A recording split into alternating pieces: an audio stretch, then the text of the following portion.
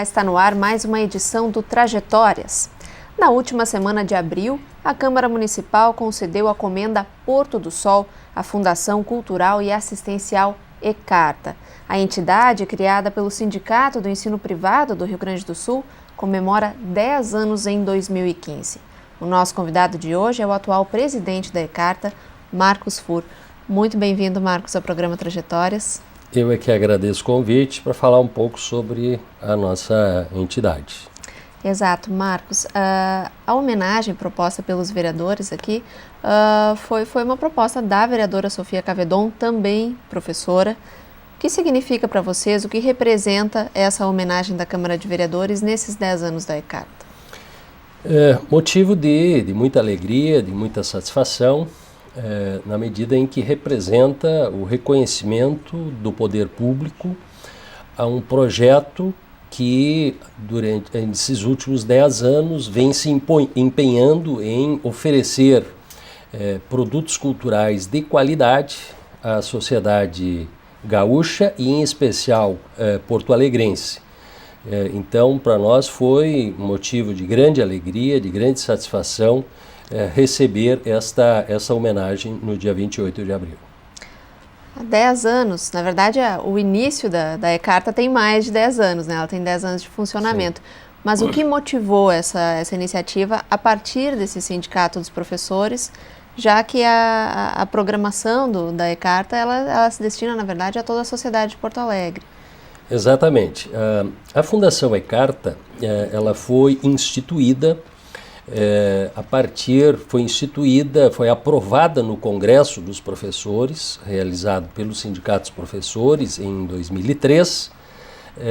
É o Sindicato dos Professores do Ensino Privado que dotou os recursos iniciais para a constituição da Fundação, em 2003. É o Sindicato dos Professores também que mantém o funcionamento regular da Fundação ao longo desse tempo. E nós costumamos dizer que a Fundação e as fundações, em princípio, sempre têm que ser voltadas para toda a sociedade, que a Fundação ECARTA é um presente dos professores do ensino privado do Rio Grande do Sul à sociedade gaúcha e porto-alegrense.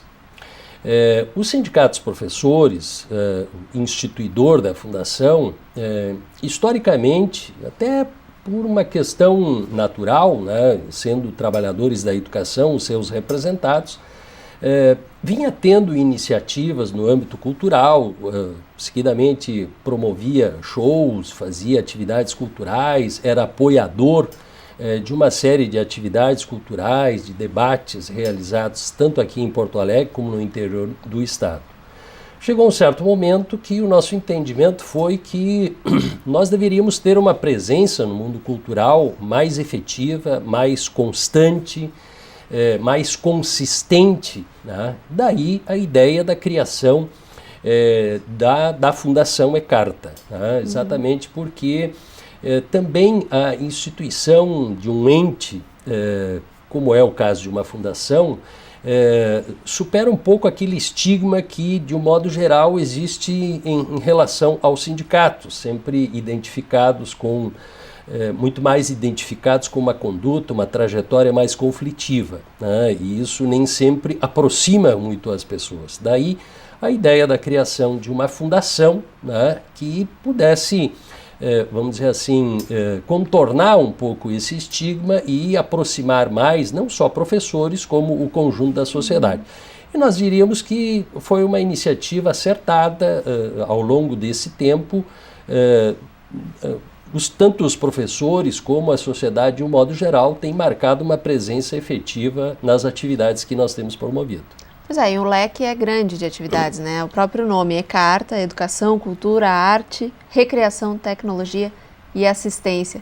Como vocês compactuam todos esses conceitos nas atividades de vocês? A tecnologia, na verdade, o T da tecnologia entrou apenas para constituir um nome próprio, né? Na verdade, nós não temos e provavelmente nunca teremos nenhum projeto nesse âmbito da tecnologia e tal. Mas quando a Fundação foi instituída, travamos um intenso debate sobre como ela se chamaria, né? Que nome nós daríamos a esse a essa instituição, tal, né? E então, depois de muita discussão, a ideia que prevaleceu foi exatamente de constituir um nome a partir das iniciais daquilo que nós queríamos realizar na Fundação, que é a educação, né? Cultura, arte, recreação, tecnologia e assistência, né? Nós somos uma fundação cultural e assistencial. E ao longo desse tempo, a Fundação teve uma série de iniciativas no âmbito cultural, mas se consolidou o entendimento de que o mais adequado é que essas atividades da Fundação elas fossem linkadas a eixos temáticos, a projetos mais permanentes na Fundação. Vocês têm, então, diversos núcleos de atuação. Exatamente. Como eu já referi, os projetos, as atividades da Fundação, de um modo geral, são linkados dentro desses projetos permanentes da Fundação. Dois projetos mais focados no mundo da escola, na relação com os professores, que constituem o chamado núcleo educacional da Fundação, são o Conversa de Professor e o Cultura Doadora. O primeiro, Conversa de Professor, tem tido como público prioritário os professores, as professoras da educação infantil, e objetiva a qualificação do seu trabalho, a motivação das professoras na sua atividade, realiza oficinas, painéis, palestras, aliás, não só em Porto Alegre, também no interior do estado. Com parceria frequentemente de secretarias municipais de cultura em diversos municípios e entidades públicas e privadas. O Cultura Doadora é um projeto que tem por objetivo motivar especialmente os professores à abordagem do tema da doação de órgãos e tecidos no ambiente escolar, na programação pedagógica e educacional das escolas, das diferentes disciplinas ministradas nas escolas. Nesse sentido, vocês tiveram no ano passado uma parceria bem interessante com artistas muito queridos por Porto Alegre, né? Que tem levantado essa bandeira também, os Três Plantados. Exatamente. No final de setembro, no Dia Nacional da Doação de Órgãos, exatamente esses três artistas, que constituem o grupo Los Três Plantados, fizeram um show lá na E-Carta, para nossa satisfação, um público que superou todas as expectativas e tal, e que acho que chamou bastante atenção para essa causa. E nós, além dessa atividade, nós procuramos ter iniciativas continuadas, especialmente no âmbito das universidades, das escolas, levando profissionais dessa área dos transplantes, tentando superar estigmas, preconceitos, medos e tal, da população, e desenvolver na juventude, desde a mais tenra idade, esta concepção, esse compromisso com a vida, esta compreensão de que ter um espírito doador, ter uma predisposição doadora é muito significativo para que dezenas, centenas, milhares de pessoas que aguardam nas filas de transplante possam ter uma oportunidade para resolver seus graves problemas de saúde. Depois, na esfera mais cultural, são três projetos também permanentes que a Fundação desenvolve, que é a Galeria E-Carta, o E-Carta Musical e o Núcleo Cultural do Vinho. A Galeria E-Carta é um espaço de exposição de artes visuais na sede da Fundação E-Carta, na Avenida João Pessoa 943. Tem uma trajetória muito significativa de exposições, por onde passam os artistas com a sua produção, tanto artistas locais como também de outros estados, né? Sempre são oportunidades muito interessantes de encontro do mundo artístico. Uma galeria já premiada também. A galeria também recebeu, há 4 anos atrás, o Prêmio Açorianos de Espaço Institucional, né? Também motivo de satisfação ver que o nosso projeto mereceu o reconhecimento desse mundo das artes visuais. O E-Carta Musical é um projeto de música, né, que realiza shows periodicamente, quinzenalmente aqui em Porto Alegre, mas também nós temos buscado itinerar essas atividades, levando os artistas a se apresentarem no interior do estado.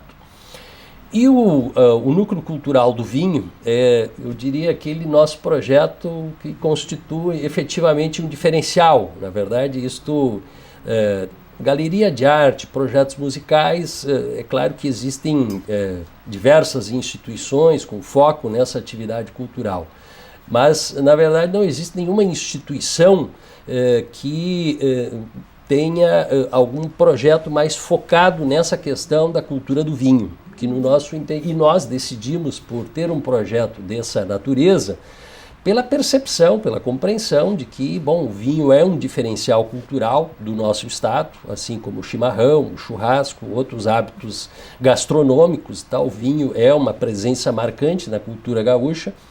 E mais do que isso, ao vinho tem uma vasta e extensa cultura milenar associada, e daí nós termos uma programação regular também sobre esse tema e tal, que tem atraído um público também bastante interessante. Programação variada, então. Agora, Marcos, tu citaste a localização da sede da E-Carta, que é ali na João Pessoa. Fica num bairro próximo ao Parque da Redenção, próximo a tantos outros pontos turísticos da cidade. Tem algum significado para vocês estar nessa parte da cidade, fazer parte de uma comunidade tão viva como é da Cidade Baixa, por exemplo? Sem dúvida, sem dúvida. Acho que a Fundação se integra nesse espaço tão plural, né, que é a Cidade Baixa. Isso também é um motivo de satisfação para nós que nos dedicamos ao projeto. Queremos crer que a população de Porto Alegre, especialmente os moradores, os frequentadores da Cidade Baixa e do Parque Farroupilha, a percepção de que a sede da Fundação E-Carta representa a recuperação de um prédio que há muitos anos estava ocioso, abandonado. A sede da Fundação, que pertence aos sindicatos professores e que está cedida em comodato para a Fundação E-Carta, era uma tapera, uma verdadeira tapera, abrigo de gatos e enfim, completamente sem condições de uso, e que foi recuperada, reformada para servir aos fins da Fundação E-Carta. Reintegrando, vamos dizer assim, nesse conjunto arquitetônico, esse prédio que provavelmente é um dos mais antigos que remanesce ali na Avenida João Pessoa. Preservando a memória da cidade. Exatamente. Também. Marcos, como foi esse processo de restauro, de recuperação do prédio? Vocês levaram muito tempo? Foi só com recursos próprios? Como é que vocês... Sim, foi só com recursos próprios dos sindicatos professores. Na verdade, o prédio foi adquirido, não tenho exatamente a lembrança, mas imagino que lá por 2001, 2002, o prédio foi adquirido. O prédio tinha uma finalidade original residencial, era um prédio residencial, que foi adquirido, então, dos herdeiros de quem construiu o prédio, uma família de Santana do Livramento. O prédio foi adquirido, ficamos algum tempo uma indefinição sobre o que fazer com ele. Nós tínhamos, sim, a compreensão de que ali poderia cumprir alguma função importante em algum projeto do sindicato. Em 2003, quando criamos a Fundação, nos ocorreu de sediar a Fundação naquele espaço, né?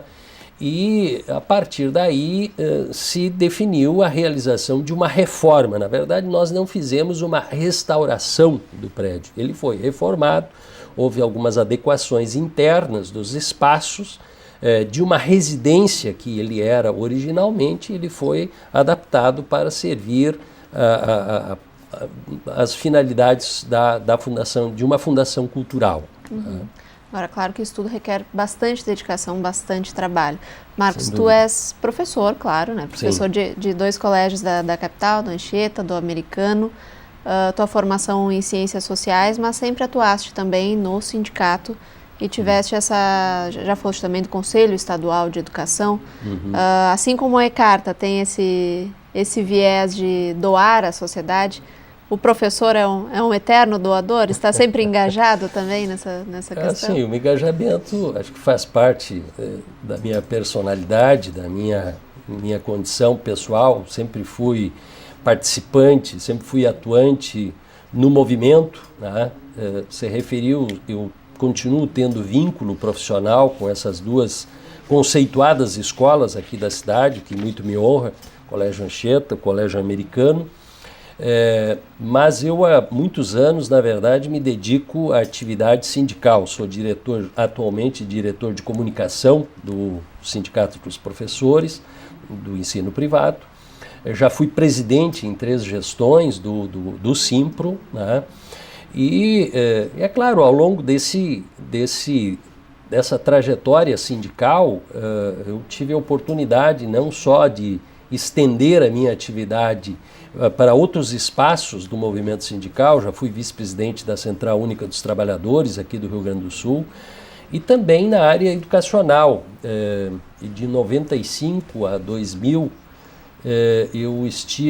a 2001, eu estive representando os sindicatos professores também numa das vagas no Conselho Estadual de Educação do Rio Grande do Sul.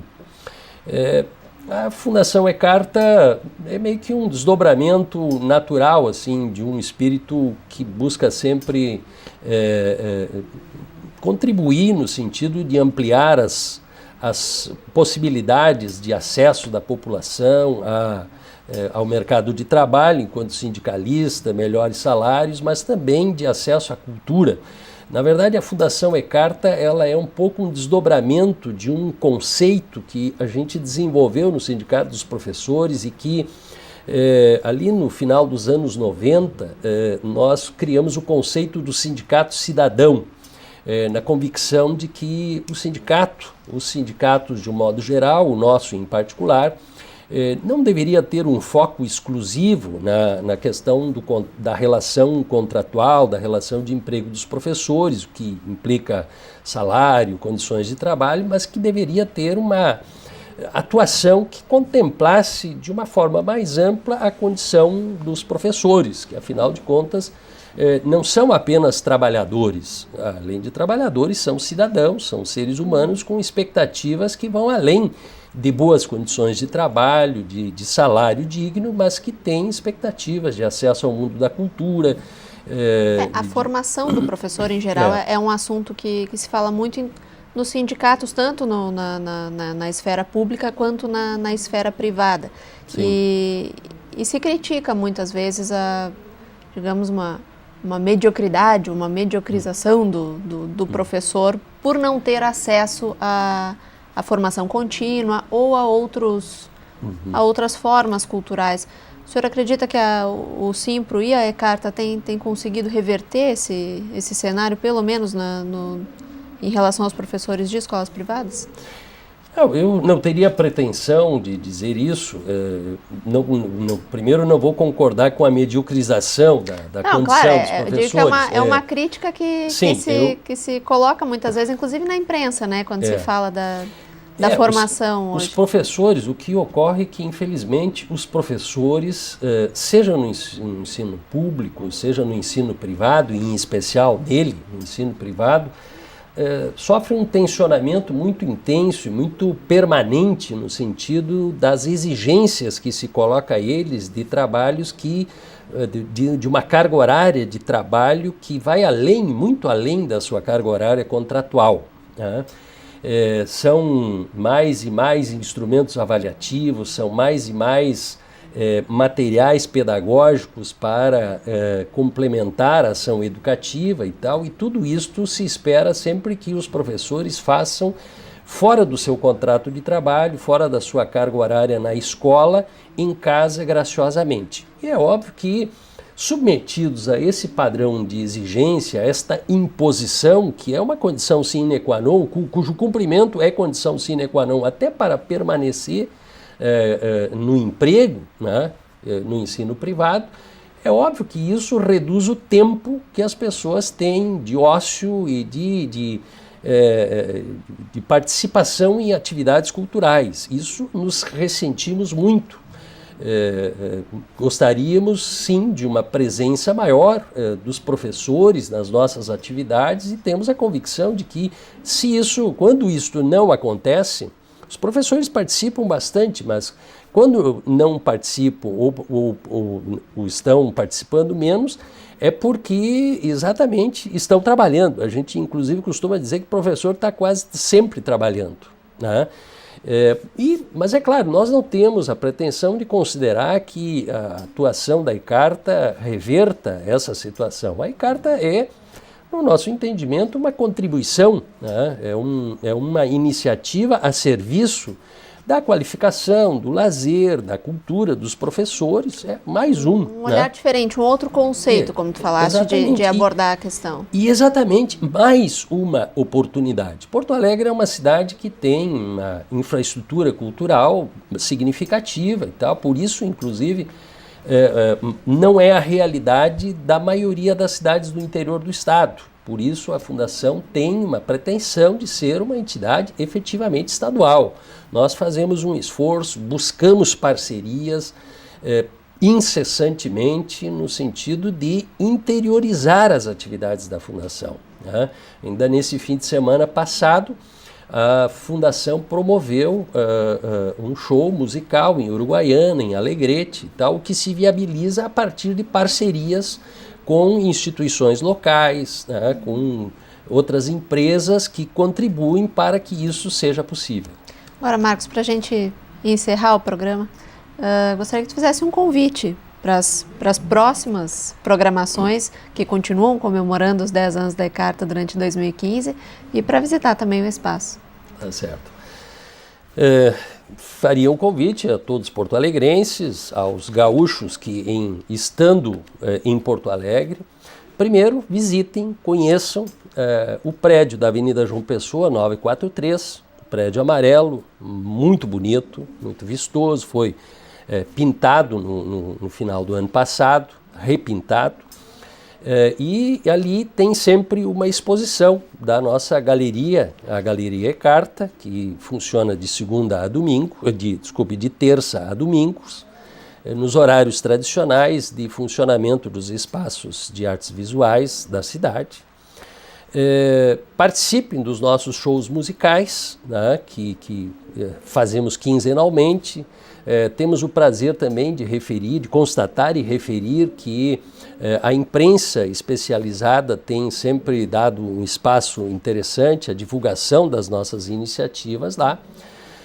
Os interessados, os curiosos em conhecerem um pouco mais a cultura do vinho, se aproximem também. As atividades também, temos no mínimo 2 atividades por mês, e toda a programação da Fundação ICARTA pode ser acessada no site da ICARTA, e nós gostaríamos de referir que no início do mês de julho, inclusive, o Núcleo Cultural do Vinho estará realizando a terceira Feira de Livros sobre Vinhos e Gastronomia. A terceira edição, já fizemos nos 2 últimos anos, uma feira que expõe e comercializa a produção bibliográfica a respeito do vinho. Esse ano nós estamos ampliando o escopo da feira para o âmbito da gastronomia, e nos dias 13 e 4 de julho a feira vai estar acontecendo na sede da Fundação ICARTA, ali na Avenida João Pessoa 943, com programações paralelas, inclusive, sobre a questão do vinho, e tenho certeza que vai chamar a atenção, e quem comparecer vai encontrar coisas bem interessantes que vão aprimorar os seus conhecimentos a respeito desse tema. Tá certo, fica o convite. Então, Marcos, muito obrigada pela presença aqui no Trajetórias. Um bom trabalho para a ICARTA. Muito obrigado pela oportunidade de apresentar a nossa fundação. Tá certo. Eu agradeço também a sua audiência. O programa Trajetórias de hoje fica por aqui, mas na próxima semana a gente volta com mais um cidadão, com mais uma entidade que ajuda a desenvolver Porto Alegre. Até o próximo programa.